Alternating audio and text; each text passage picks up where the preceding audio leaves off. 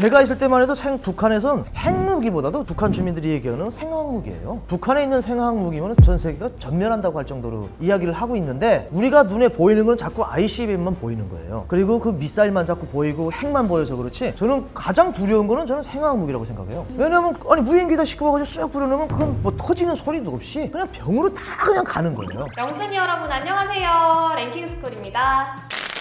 오늘은 장홍재 화학과 교수님과 핵보다 더 무섭다는 북한의 생화학 무기들에 대해서 알아보겠습니다. 교수님 안녕하세요. 네, 안녕하세요. 화학자 장홍재라고 합니다. 이렇게 랭킹스쿨에 오게 돼서 정말 영광이고 기쁘게 생각합니다. 오늘 상당히 무시무시한 이야기들이 나올 예정인데 저 마음의 준비 얼마나 해야 될까요? 편하게 들으셔도 되고요. 우선 그래요? 우리가 저거에 당할 정도면 이미 끝장났다 봐도 되기 때문에 편하게 알겠습니다. 즐기면 되겠습니다. 그러면 가장 먼저 생화학 무기가 무엇일까? 저도 들어만 봤지 정확하게 어떤 건지에 대해서는 잘 모르는 것 같아요. 생화학이 말 그대로 생물, 화학 두 가지가 합쳐져서 만들어진 단어고요. 우리가 좀 더 친숙한 표현을 화생방이라는 표현이 있죠. 네. 그 화생방에 화랑 생이 저 생화학 무기를 말합니다. 방은 방사능이 나오는 핵물질 같은 것들. 지금은 원래는 3개였다가 위험한 게 더 늘어났어요. 폭발력도 굉장히 강한 폭탄도 생기고 또 핵폭탄도 생겼기 때문에 지금은 핵이랑 고폭탄까지 추가돼서 5가지를 흔히 말하는 비대칭 전력이라고 부르고 있습니다. 그러면 그 북한에서 온 어떤 탈북자께서 그 북한이 가지고 있는 핵무기보다 더 무서운 게 생화학 무기다 뭐 이런 발언에 대해서 들어본 적이 있는 것 같아요. 그 생화학 무기가 대체 얼마나 잔인하고 얼마나 비인간적인 건지 한번 들어보고 싶습니다. 사실 핵폭발 같은 거는 그 반경 얼마 안에 있으면은 고통 없이 죽는다거나 거의 뭐 녹아서 증발한다라고 많이 말을 하죠. 그것보다 멀리 있어도 피폭이 되는 정도인데 생화학 무기는 흔히 우리가 어떤 생물 병기나 혹은 질환에 감염되면 옆으로 옮겨갈 수도 있잖아요. 네. 또 굉장히 오랜 시간 고통스러울 수도 있고 네네네. 또 화학 무기 같은 것도 예를 들어 술을 너무 많이 마셨다. 그럼 또 고통스럽잖아요. 그거의 극단적인 경우라고 보면 돼서 뭐 숨을 쉴 수도 없고 근육이 경직되고 막 침이나 콧물이 계속 흐르고 이런 몸을 제어할 수 없는 상황에 빠지기 때문에 정말 비인간적인 죽음을 맞이한다고 볼 수 있습니다. 그럼 그 상태로 고통을 유지하지만 목숨은 잘 안 끊어질 수도 있어요. 그게 생화학 무기의 목적이에요. 왜냐면 전쟁이 났을 때 바로 죽음에 이르게 되면은 단순하게 병력이 감소할 뿐이지만 부상을 입히거나 굉장히 오랜 시간 고통받게 하면 동료를 챙겨야 되잖아요. 그러면 주위 사람들까지도 전투력이 감소되기 때문에 최대한 잔혹하고 오래가게 만드는 게 목적입니다. 그러니까 살아날 가능성이 있기도 한 거긴 해요? 네, 있습니다. 근데 전쟁터에서 뭐 빠른 대응이 또 어렵기 때문에 그 골든타임을 놓치는 경우가 많을 수밖에 없겠죠. 그러면 생화학 무기가 어떤 방법으로 공격에 사용이 될까요? 노출되자마자 즉각적으로 바로 반응이 있는 건지 혹은 좀 종류마다 좀 다른 건지. 종류마다 다르게 만드는 게 효과적이겠죠. 우선은 가장 넓은 곳에 퍼뜨려야지만 여러 사람들이 피해를 입히기 때문에 뭐 어떤 거는 바로 이제 약품이 들어오면은 즉각적으로 반응이 나오기도 하지만 우리가 어떤 세균이 몸에 들어왔다고 해서 갑작스럽게 목숨을 잃지는 않잖아요. 그러다 보니까 그런 생물 무기는 조금 더 텀이 있다. 지속 시간이나 이런 잠복기 같은 것도 있습니다. 그럼 이게 그 방법이 소화기 이렇게 쫙 뿌리듯이 약간 이렇게 퍼뜨리거나 아니면은 미사일처럼 뽕 해가지고 폭탄처럼 터지거나 그 방법도 다양한가요? 방법은 다양하겠지만 보통은 비행기에서 살포하는 방식으로 이루어집니다. 왜냐면은 분말을 빠르게 쏘면은 얘네들도 생물이다 보니까 죽어요. 예전에 그런 경우가 일본에서 테러 미수가 있었는데요. 흔히 말하는 오움 진리교라고 굉장히 유명한 테러 단체가 있는데 거기서 고압으로 분사를 했다가 효과가 없던 적이 있어요. 세균이 다 죽어서. 또 미사일로 해도 이제 미사일은 폭발하잖아요. 그럼 열 때문에 화학 물질이 분해되거나 아니면 생물 독소가 다 죽거나 이러기 때문에 고르게 약간 밀가루 뿌리듯이 하늘에서 촥 뿌려가지고 넓은 범위에 사용하게 됩니다. 가장 끔찍한 거 하나만 꼽자면 어떤 게 있을까요?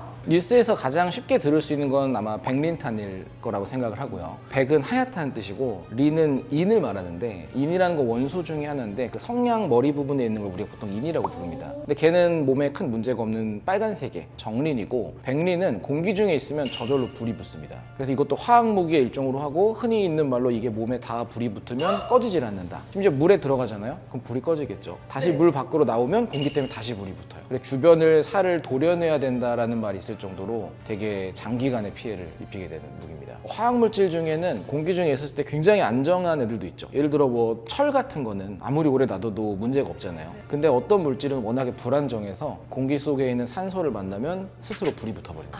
또 거기서 나오는 연기가 하얀 연기가 나오는데 이게 이게 이제 오사나이인이라는 기체인데 이걸 또 흡입하면은 또 폐에 문제가 생겨요. 쉽게 그 정도를 비교한 게 약간 매연이랑 비슷하다고 해서 아마 그 자동차 뒤에 배기구에 이렇게 이불 대고 있는 그런 기분을 평소에 느끼게 되는 거죠. 그 포바람 주변에 있으면은. 그러면 이렇게 앞서 언급을 하긴 했어요. 이러한 무기들이 일단은 다 협약을 통해서 금지가 되어 있긴 한데 하필이면 북한이 협약에 가입하지 않은 나라 중에 하나입니다. 현재 북한은 뭐 탄저균이나 그런 장티푸스, 뭐 천연두, 콜레라 이러한 13종 정도 되는 균을 엄청 많이 이렇게 보유를 하고 있다고 또 제가 들었고 이 중에 몇 가지는 실제로 무기화가 완료되었다고 하는데 여기서 무기화가 완료된 생화학 무기들에 관해서 교수님께 한번 여쭤보려고 합니다. 그러면 탄저균, 뉴스 같은 데서 이름을 많이 들어본 균이긴 한데 일단 탄저균이 무엇일까요? 탄저균을 우리가 이제 엔스락스라 부르는데 이 탄저라는 게 탄 들으면 약간 석탄 이런 느낌이잖아요. 네네. 새까맣게 됩니다. 피부가 새까맣게 썩어 들어가는 현상을 탄저라 그러는데 저거에 감염되면 그런 증상이 나오면서 목숨을 잃는 데까지 갈 수도 있는 거고요. 이 탄저균이라는 것 자체가 발견되는 건 사실 과학에서는 되게 의미가 큰 거였어요. 옛날에는 그 현미경이 있으면 굉장히 작은 생명체를 볼 수 있잖아요. 그걸 우리가 미생물이라고 부르죠. 네. 근데 미생물이 있는 건 알았는데 세균이 있는지 몰랐어요. 이런 게 몸에 들어오면 병이 생긴다. 그거를 탄저균을 연구를 하면서 아 세균이란 게 있구나를 처음 알게 되고 또 우리가 알고 있는 백신이란 것도 이런 것들을 해결하려고 하다 생겨나고 과학적으로는 많이 의미가 있는 내용이라고 할 수 있죠. 그러면 탄저균에 노출이 되면 아까 말씀 주신 것처럼 일단 피부가 까맣게 썩어서 약간 타들어가는 듯한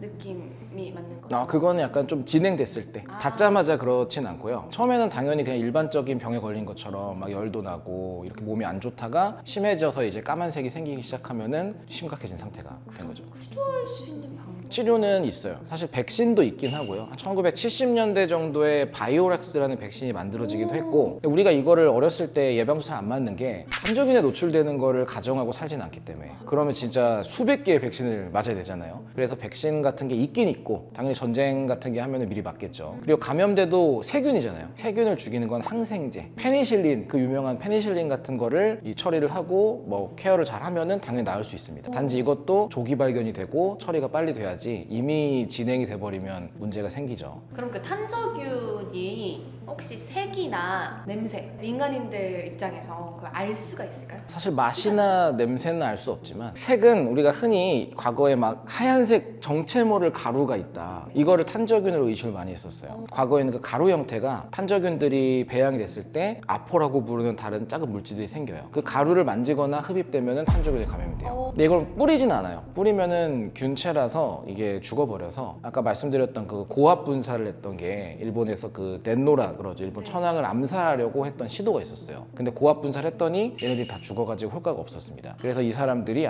균은 안 되겠다 하면서 신경가스 그런 물질로 노선을 변경해서 지하철에 살포했던 과거의 일이 있었죠. 무기로 쓰기는 하는데 저것도 이제 처음 개발된 거는 당연히 전쟁 때 원래 이런 생화학 무기의 특징이 가난한 자의 핵무기나 이런 명칭으로 불려요. 최소한의 투자로 최대 효과를 얻을 수 있어요. 핵폭탄을 만들려면 우라늄이 필요하고 여러 가지가 필요한데 저건 그냥 세균을 기르면 되는 거다 보니까 그래서 이제 나치 독일도 연구를 했었고 처음으로 무기로 만든 게 일본의 731 부대였습니다. 그때 사용을 했었던 적이 있죠.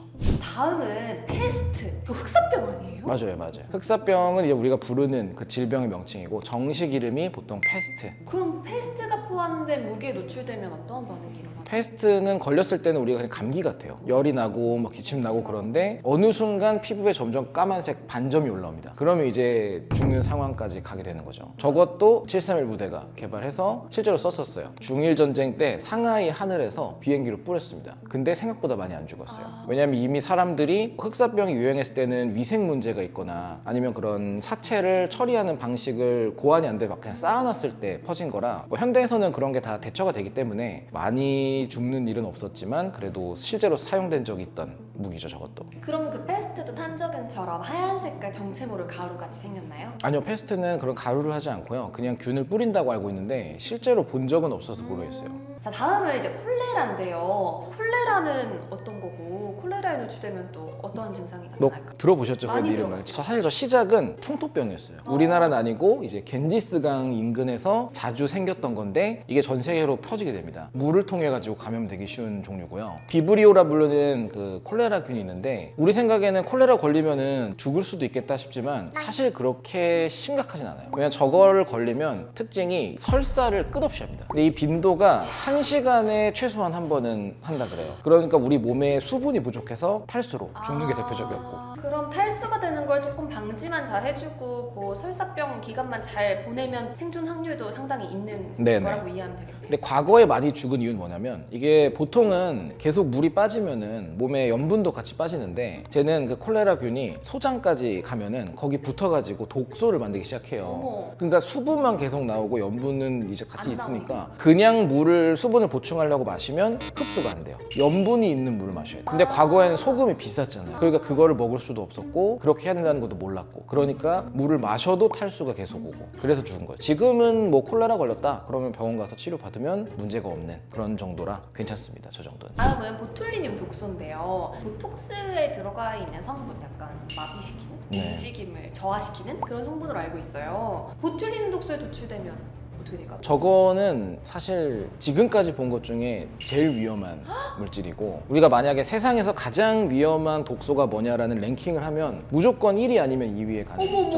어머머머 그 정도예요? 네. 아니 왜냐면 보톡스에 진짜 이 성분이 들어가 있는 걸로 알아서 똑같은 건데 이제 보톡스는 이걸 아주 조금을 사용하는 것 뿐이고 이게 쉽게 생각해서 보통 그 아까 봤던 탄저균이나 이런 거의 사망률이 한 100만 배 이상 몇 뭐 나노그램만 섭취돼도 이제 죽을 수 있는 정말 위험한 물질. 근육에 주사를 놓기 때문에 거기를 마비를 시키는 건데 그 물질이 근육만이 아니라 신경 전달이나 모든 데 관여를 해요. 몸에 이게 많이 들어가면 온몸이 다 박살이 나는 거죠. 근데 저 보툴리눔이라는 단어는 되게 귀여운 거긴 해가지고 저게 소세지라는 뜻이에요.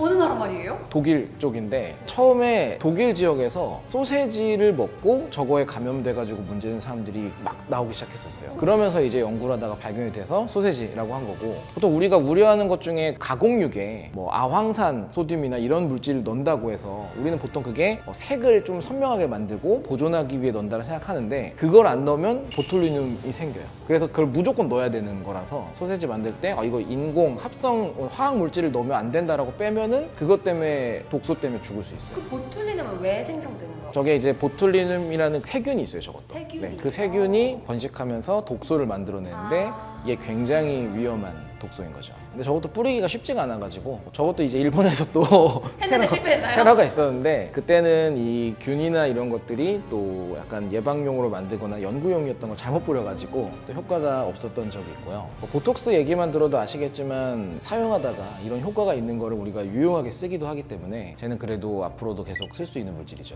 앞에 봤던 그 세균들은 우리가 쓸 일은 없습니다. 색이나 냄새로 또 구별이 가능할까요? 어렵지 않을까 싶어요. 왜냐면 보톡스를 혹시 병원 가 보셨으면 되게 투명한 그 액체 형태로만 되어 있잖아요. 왜냐면 너무 적은 양으로도 효과가 있기 때문에 뭐가 좀 양이 많아야 우리가 볼 수 있는 특징이 생기는데 사실상 굉장히 적으면 분간하기 어렵겠죠. 이게 생물독 중에서는 압도적으로 1위고요. 우리가 이게 비교하기가 조금 어려운 게 위험한 물질을 봤을 때 그런 독이냐 아니면 방사능 물질이냐 아니면 이 화학 물질 자체가 몸을 파괴하느냐 이런 여러 가지 카테고리가 있기 때문에 뭐 일괄적으로 비교하기 조금 어려워요. 그래서 사람들마다 비교를 하는 기준이 얘를 얼마만큼 생물에게 넣었을 때 죽느냐. 근데 당연히 많이 넣으면 무조건 죽잖아요. 그러니까 우리가 실험할 때는 보통 쥐를 여러 마리를 놓고 절반이 죽는, 반은 죽고 반은 살았다. 그럼 이게 치사량이다라고 말을 합니다. 왜냐면 이건 누군가는 민감한 사람은 죽을 수도 있고 아닌 사람은 살 수도 있으니까. 그걸 기준으로 봤을 때 제일 높다라고 알려져 있어요. 청산가리랑은 뭐 비교도 안 되게 이 신체 기능들을 다 파괴를 시키고요. 당연히 마비는 뒤따라오는 작용이기도 하고 보툴리눔은 약간 뭐 추리소설이나 이런 데 암살용이라든지 이런 식으로 주입하는 용도로는 쓰기가 편할지 몰라도 생물무기이기 때문에 사실 화학무기가 더 효과적인 물질을 들이댑니다. 다음은 천연두예요. 천연두도 사실 많이 들어봤거든요. 네. 이거는 어떤 천연두는 사실 별 걱정 안 해도 돼요. 왜냐면 이제 인간이 멸종시킨 질환이 제가 알기로 딱 두 종류가 있는데 네. 하나는 그 소 관련되었던 것 같고 나머지 하나가 천연두라서 저거는 이제 다 멸종을 했습니다. 그리고 저거는 이제 예방주사도 있고 우리가 어렸을 때부터 맞기도 하고 치료가 충분히 가능해서 큰 문제까지는 지금 현대사회에서는 없는 현대사회에서 걸릴 위험이 있기는 하긴 한가요? 지금은 위험은 없을 거예요. 그냥 화학 무기로 억지로 하면 될 텐데 어차피 이제 화학 무기를 살포한다는 것도 그 살포자 입장에서는 기회 비용이잖아요. 살포할 수 있는 기회에 가장 효과적인 행동을 해야 되지. 저거는 아마 걱정 안 해도 될 것 같은. 옛날에 만들어 놓은 생화학 무기를 일부러 버리진 않아요. 그걸 버렸던 거는 이 협약을, 아까 말씀하신 협약한 나라들은 화학 무기들을 폐기를 많이 했어요. 근데 폐기라면 되게 대단하게 할 것 같잖아요. 이걸 바다에다 던졌어요. 드럼통째로 바다에 싹 다 버립니다. 전쟁 끝나고 협약하고 다 그대로 버려서 어떻게 될지 모르죠. 왜냐면 탄저균 같은 것도 이제 문제가 없다 했었는데 지구가 이제 온도가 높아지면서 시베리아 그 동토층이 녹았어요. 그러면서 그 속에 있던 탄저균 표자가 나와서 러시아 쪽에서 대량 그 중독 그게 2015년, 16년 이 정도에 있었어요. 진짜요? 네. 물론 대응을 잘 했죠. 이런 일이 있기 때문에 뭐 우리가 묻어놓은 게 나중에 시간이 지나서 와 보물이다 하고 딱 열었는데 갑자기 화학물질이다. 이런 미래도 뭐 가능은 할 거라고